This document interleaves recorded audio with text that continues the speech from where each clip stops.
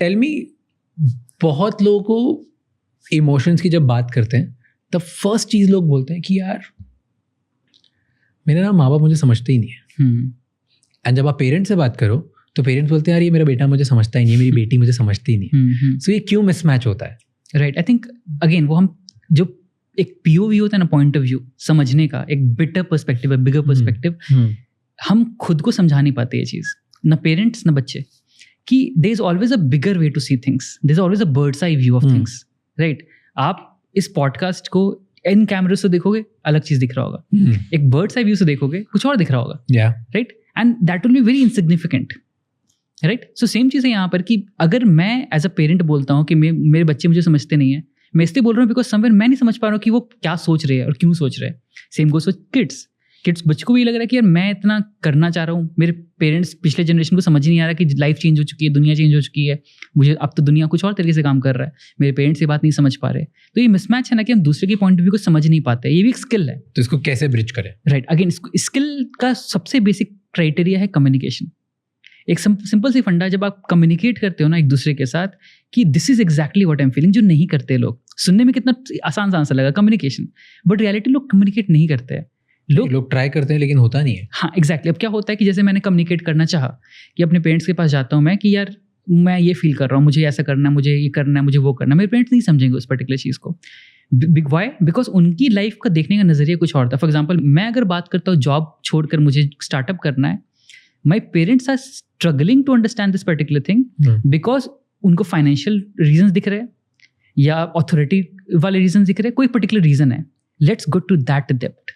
हम क्या बात करते हैं ना कि मुझे जॉब छोड़नी है, मैं ये कर रहा हूँ, तो आप समझ क्यों नहीं रहे? इतनी छोटी सी बात आप समझ क्यों नहीं पा रहे हो? बट हम ये नहीं समझ पा रहे कि वो कहना क्या चाह रहे हैं मना करने के सोर्स पे। बहुत बार डेप्थ में जाओ तो भी नहीं। हाँ ये भी होता है, अनरीजनेबल होते हैं। हाँ, बच्चे या पेरेंट्स। बिल्कुल होता है, ये भी होता है। अब यहाँ पे समझ पाना कि लाइक पेरेंट्स चाहते हैं कि आप समझो, मैं आपको इस लॉजिक से इस लॉजिक से इस लॉजिक से इस लॉजिक से इस रीजन से बताना चाह रहा हूँ कि ये आपके लिए सही है या गलत है। बच्चे बोलते हैं नहीं यार आपको नहीं समझ आता। एंड सेम बच्चे कभी कभी करते हैं कि मम्मी पापा यू नो इसकी वजह से ऐसा होगा, इससे ऐसा होता है, फिर उससे वो होता है, आज के ज़माने में ये चीज़ें हो गई, इससे ज़्यादा क्या होगा, ये गलत है, ये सही है, इस तरीके से दुनिया चल रही है, इस तरीके से मैं अपने आप को देखता हूँ। और ये सारे लॉजिक्स और रीजंस आपके सामने, देखो आप सही है। तो वहाँ बोलते हैं अरे तुमने दुनिया नहीं देखी, हमने देखी, तुम्हें क्या पता? राइट। और दोनों समझने के लिए रेडी नहीं होते। हाँ ट्रू, ऐसे तो मेजॉरिटी केसेस यही होते हैं। तो आइडियल केस वहाँ तक कि मान लो हम डेप्थ पे जाते हैं और चीज़ें समझ जाते हैं एंड प्रॉब्लम सॉल्व हो जाती है। अगला केस जहाँ पे इतना बिलीफ सिस्टम इतना रिजिड और इतना स्ट्रांग है, जहाँ पे कोई समझने के लिए रेडी नहीं। तो पहला केस था जहाँ पे बिलीफ वॉज फ्लेक्सिबल, दोनों के पास फ्लेक्सिबिलिटी थी, समझने की मेच्योरिटी थी, समझ गए। सेकंड पार्ट फ्लेक्सिबिलिटी नहीं है, रिजिड है बहुत बिलीफ सिस्टम। जैसे आप एग्जैक्टली वर्ड यूज किया बायसेस, कि जब रिजिडिटी बिलीफ में आती है तो बायसेस और बढ़ जाते हैं। राइट, कि मैं कहूंगा कि यार मैंने दुनिया देखी है तभी मैं एडवाइस दे सकता हूँ, तुमने क्या दुनिया देखी, तुम कौन होते एडवाइस देने वाले, या कौन होते सोचने वाले इस तरीके से नया।